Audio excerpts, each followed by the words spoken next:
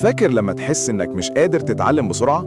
النهاردة هكشف لك أسرار العلماء والمبدعين اللي بتخليهم يتعلموا أي حاجة في وقت قصير. السر الأول، ركز على الفكرة مش الحفظ. مش المهم تحفظ كل حاجة، ركز على الفكرة الأساسية وإزاي تطبقها. ده يخلي دماغك يفهم بدل ما يتكدس بالمعلومات. السر التاني، اعمل خريطة ذهنية. ارسم أفكارك على ورقة بشكل خرايط وصور بدل ما تكتب كل حاجة كلام. الدماغ بيحب الصورة أكتر من النصوص الطويلة، وده بيخليك تحفظ أسرع. السر الثالث، اتعلم بالتدريج. قسم المعلومات على أجزاء صغيرة وتعلمها واحدة واحدة بدل ما تحاول تملي دماغك مرة واحدة. العلماء والمبدعين دايما بيشتغلوا بالمايكرو ليرنينج. السر الرابع، طبق اللي اتعلمته فورا. مش كفاية تحفظ، جرب تطبقه على طول.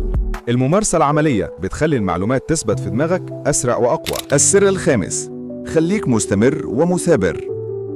حتى لو فشلت في الأول ما توقفش.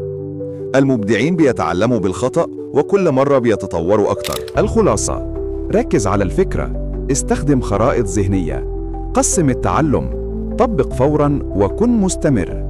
بالطريقة دي أي معلومة هتتعلمها بسرعة وتثبت في دماغك. اشترك في القناة عشان يوصلك كل الجديد، وشارك الفيديو لو حسيت إنه ممكن يفيد غيرك.